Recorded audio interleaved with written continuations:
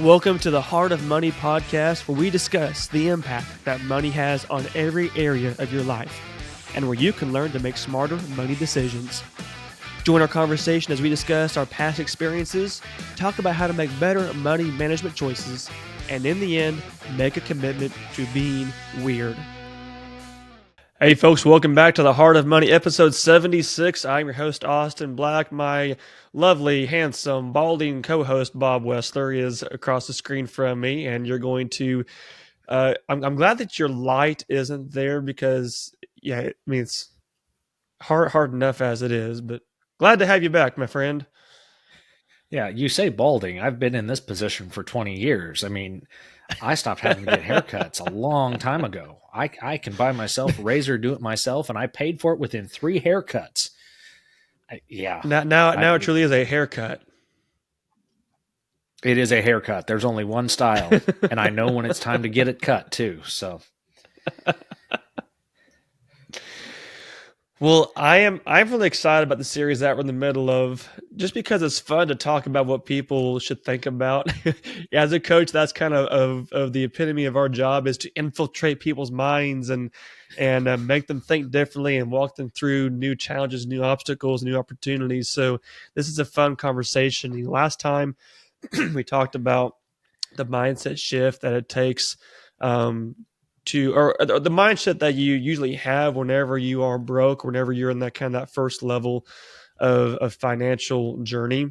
And this week we're going to talk about the mindset that it takes to be in, I don't want to call it the comfortable spot, but be in a spot where you're confident, you're capable, you're making progress, you're not necessarily out of debt, you're not necessarily fully, financially secure, but you're not broke. You're actually able to sleep at night and look to next month and have that assurance that you're going to be all right. You're making progress. You're keeping momentum. That's kind of the next level, and in my opinion.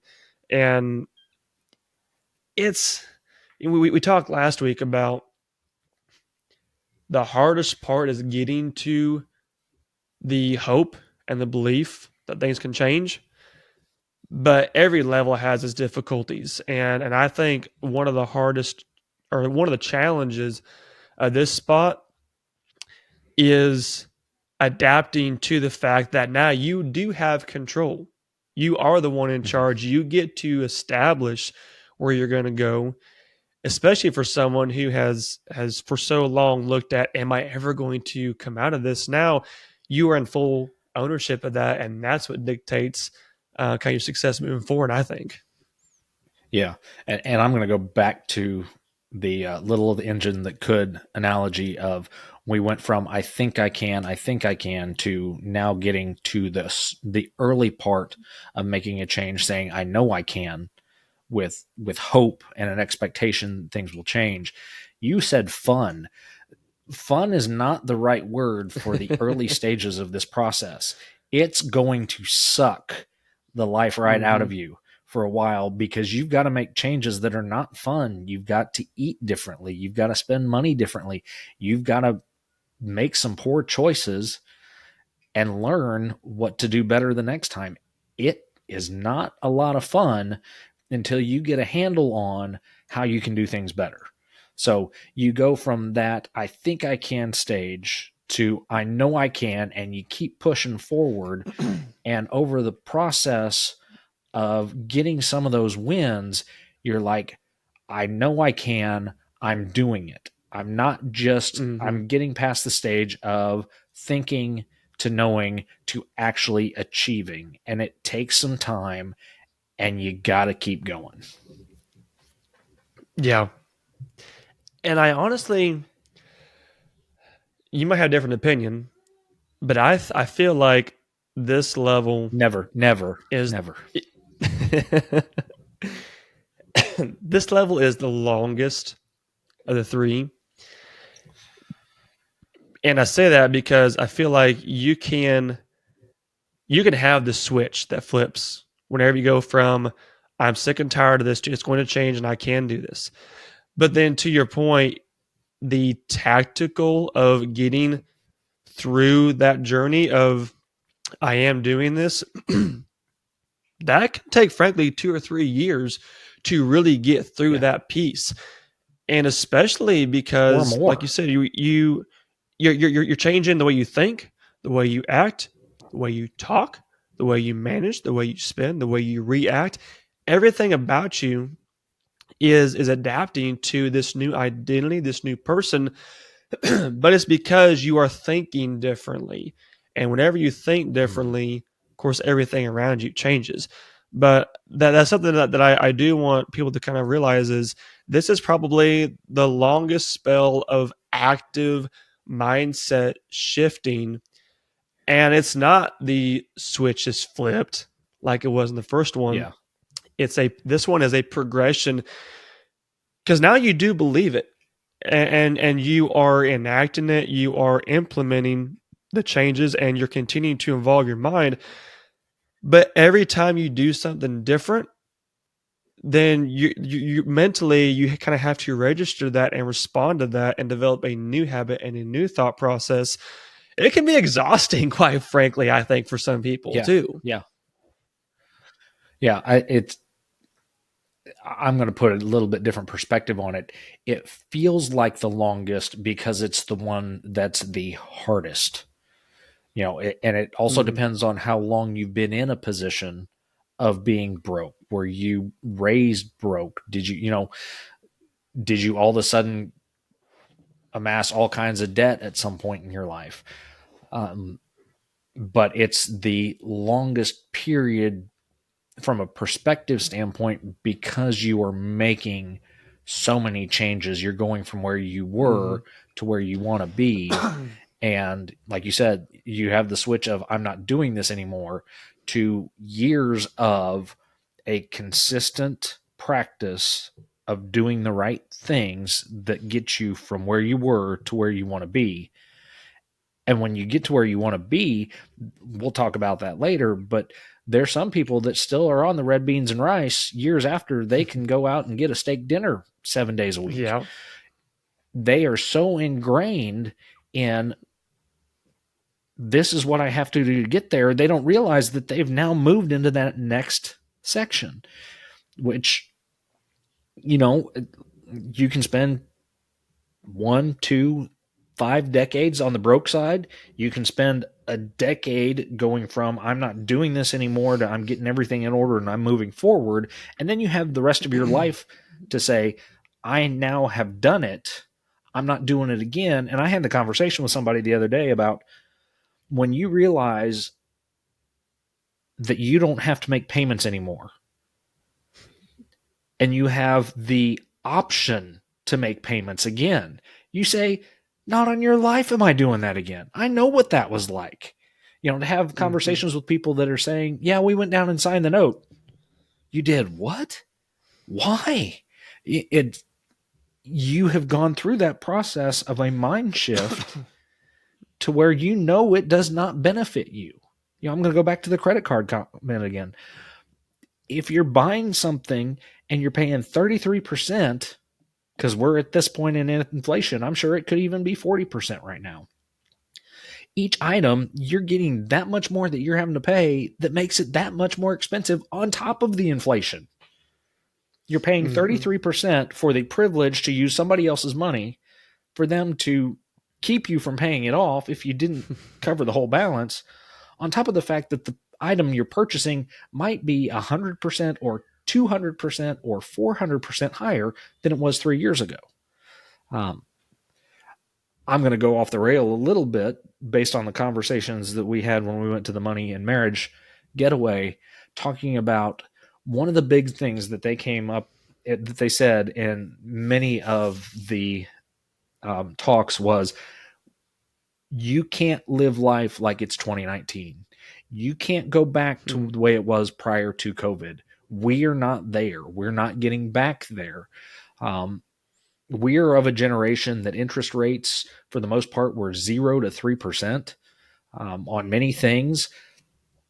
They were talking about, the early 80s, late 70s, early 80s, and interest rates were 18 to 22%. And they were talking specifically about mortgages. And I don't think 22 Mhm. 22 was on the high end. I know that automobile loans at least were at 18% for a while, but that was their normal. For the 70s and 80s, 18% was normal. That when it went to 15%, everybody got all excited. And now we're on the other end of it, that rates have been at 3%. Now we're at 8%. And it's like, how are we going to do this? Inflation is ridiculous. It's cyclical, it up and down, and it doesn't matter who's in presidential office. It doesn't matter what things are going on outside of your control. The only thing you can do is control how you spend your money, how you can take care of your family, and how you move forward through this process, which is an arduous task because it's a whole lot easier to go back to where you were and not worry about it. But that doesn't work for you anymore at the point that you say, I'm not doing this anymore. So you can, that goes back to the conversation we had earlier. You can be stagnant and do nothing, and then you'll be going backwards. You personally will be going backwards, not competing against somebody else, but you're stacking up the debt versus moving forward and working hard to get out of that hole, knowing that at some point you won't be in this season of change. And it is a season. It may be a decade season. It might be 2 years season.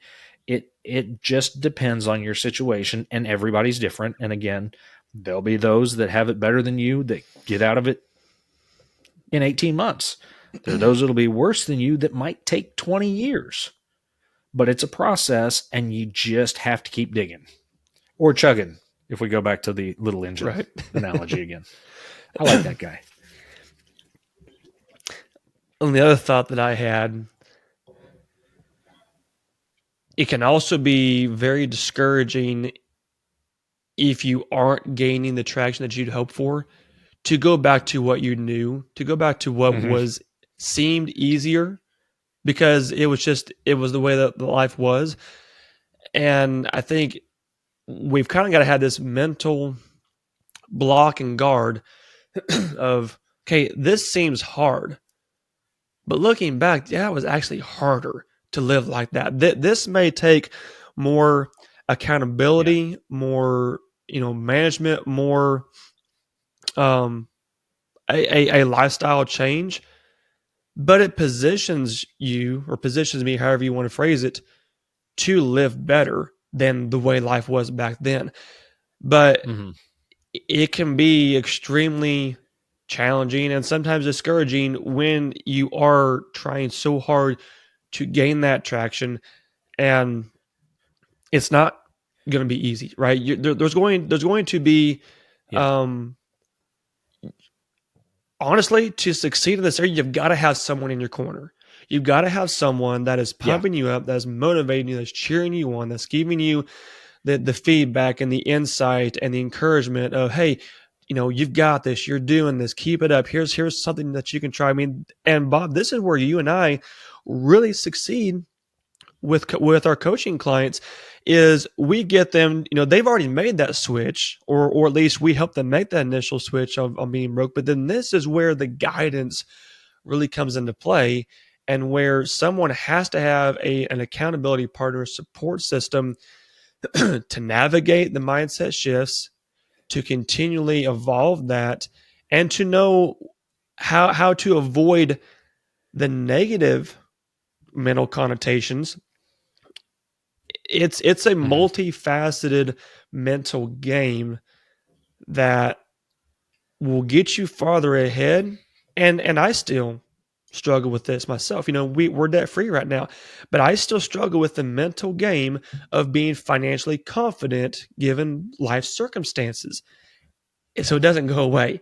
And that's why that continual determination is what brings you success, that determinal grit and aspiration and confidence in yourself of, boy, this is hard, but this is the right decision. This is making me have success.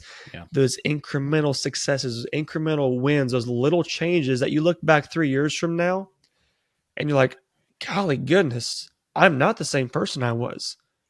And 3 years from now, you're going to be the different person even then. Continually shifting over time.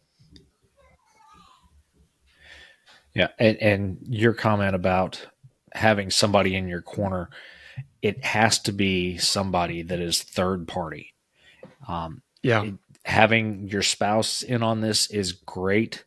Doing it as a couple, for those that are individuals, you've got to have somebody that's third party, not a family member. For couples, it's got to be somebody outside the two of you. It might be a half dozen other people that are in your corner on this, not just one person, that can have an objective look at your situation. Again, going back to some have it better, some have it much worse, but you can keep going. It's not just the challenge of keeping going. It's the setbacks that really suck. But because those are the parts that you're just like, I quit. I had a setback. I was having a hard enough time moving forward. Now I've got a roadblock and I've got to start all over again. Do not pass go. Yep. Do not collect $200. In fact, give us $400 that you didn't have. Exactly. It's the whole idea of the Ramsey baby steps of getting that $1,000 because of a $400 expense of some type can really be a huge setback if you don't have it. I had a client that they were doing it. They were killing it. They weren't selling the kids, but they had debated it. They had a setback. And knocking the wind out of them was not even a good analogy. It might have knocked them into last week. It hurt. And there was frustration because somebody external to them made a mistake and it cost them. And the husband was ticked. And I don't blame him. And the wife was sympathetic to, they made a mistake. Yeah, but their mistake cost us money. But we had a great conversation out of that to say, you're in a position where you can cover that hardship. It's no fun. That's not what you expected to spend this money on, but you had it, and we can do this again. This will make you better off in the long run, as much as it doesn't feel like it right now, as much as it sucks right now. This will make you better. This will help you, that you're not starting from scratch. You're starting where you can cover this, and we repeat the process and we keep moving forward. So at the end of the day, it was a great opportunity for somebody that didn't want to spend the money that way. And how often does that happen when you're trying to go through this process of that's not how I wanted to spend that money, but by golly, that's what has to happen. It's the same reason with knocking out the small debts first is you get those quick wins. Quick wins, again, might take 18 months, could take 6 months, depends on how small the first debt is. But there's some methodology into those processes that makes a lot of sense once you start walking through it, once you get those wins under your belt, once you realize that I did this for specific reasons, so I didn't get the wind knocked out of me, so I got to start all over from scratch again. Yeah. I could go down that road so many different ways, but that would be such a tangent for what I was thinking of. But it's so many situations that's the case, both for myself, for clients. And honestly, I think that's something that people don't expect in this stage. Yeah. And it's bound to happen. There will come a time when I'm not going to call it a financial emergency, but I don't really like the word setback. A situation will arise that you did not expect, that you do not like. Yep. Yeah, it's completely unexpected. It doesn't ruin, but it sure does make you go, oh, dang it. We were doing so good. It's a gut punch. And this doesn't put us back to square one, but it puts us back to square 2 or 3, and we were on 8 or 9. We were really doing good. It's going to happen. The other piece that I was thinking of, I'm trying to retrace my thoughts here as you were talking there. the one element that we've got to be mindful of is as you're making this step, there's really three things that are going to continually keep you moving forward. Number one is the mindset of personal accountability. You do have the ability to continue changing your situation, to continue growing, and it's up to you to do that. If you have that personal accountability, you're going to succeed in this area. The second one is you got to have a mindset of you are in control of your money. Mm-hmm. The money's not in control of you. You are in control of your money. Whatever you decide is what will happen. And you can say that kind of goes into personal accountability, but I see it from a different viewpoint of personal accountability is it's up to me. Believing that you can control your money says I have the power now to do this. Mm-hmm. I had the opportunity to dictate what my money is going to do for me. And the third one then is I can control the outcome. So if you have that belief of it's up to me, the personal accountability, I have the power to control my money, and that means that I get to dictate my outcome, all of a sudden your mindset goes to no matter what happens, and this kind of goes to your point there a minute ago, no matter what happens, I'm still in charge, and I am the one that gets to decide how it's going to happen. I'm not, even if someone is the reason why I'm not in this position, I still get to determine what happens moving forward. I still get to be the one in the driver's seat. Yeah. That in and of itself, to me, provides so much confidence that even whenever the situation, or let's put it into both scenarios, when the situation is going good, you have all the confidence in the world. You are kicking butt. You're making progress. You're gaining momentum. You are changing your financial future. You are changing your life, and you are just dominating it. And when things go south, you're still in charge of your future. You're still in charge of the situation. You still get to dictate the outcome. Maybe it isn't the one that you would like, but it's still what you get to choose will happen, because you could very easily go, well, gosh, we're done. I give up. That's a choice. Yeah. Or it's okay.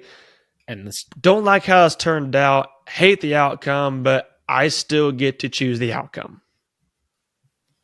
And it's a temporary situation. It can either become worse or it can get better. One of the comments that was made early on in the session when we were in Nashville, Rachel made the comment, and I've said it here, which is why I didn't take a whole lot of notes while we were down there. But she basically said, she didn't basically say, she did say, money is a tool. We've talked about it before. It's not good. It's not bad. It's not evil. It's a tool. It's like a hammer. It's like a shovel. The important piece is you use it to the benefit of you and your family. You tell that dollar where it needs to go. It's a whole thing about doing the budgets is you have a plan for where your money goes versus it just disappearing on you. So in the idea of you being in control, that's what that budget's for. That's what, in this portion of your life, being able to have the envelope system using cash, you have a designation for where each dollar goes to get you out of the hole that you've been in. And you're in control of where that money goes, even when you got to pay for things you don't necessarily want to. But that's an obligation from where you have been to where you are going. Yep. And that is a belief system, right? That is something that you have to have the mindset of, this is a tool. I do have control over it.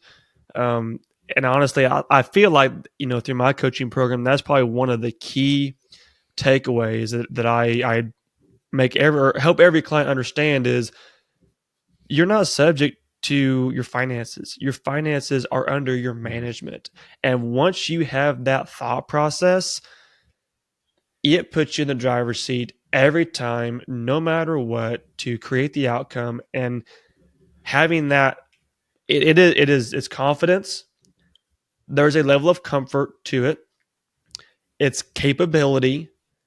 It's all of these things that set you up for continued success, because the reality is, as time goes on and as you do gain momentum through this season, if you get your debt paid off, get your savings built up, get your budget fine-tuned, get your spouse on the same page to where you're not having arguments, you're having discussions and financial planning meetings, and you're in love with the future of your money, get you prepared for managing the excess and the abundance and the opportunity, which we're going to talk about in next episode. But you've got to believe that you're the one in control, that it is that tool, and that you have the capability of dictating what your outcome is. Once you've got those three pieces in your head, honestly, there's nothing that's going to stop you from winning. There's nothing that's going to come up that's going to derail you. You are the one that gets to dictate how it all turns out. And at that point, that's when it does start to get fun, Bob. That's when things start to kind of take shape and life goes on for you. Yep, that was a pep rally in and of itself. I'm ready to go, and we're getting there. So break it all out. We're moving forward. All right. Well, next time we're going to talk about the third level, the third stage, which is wait and find out next time. A little cliffhanger.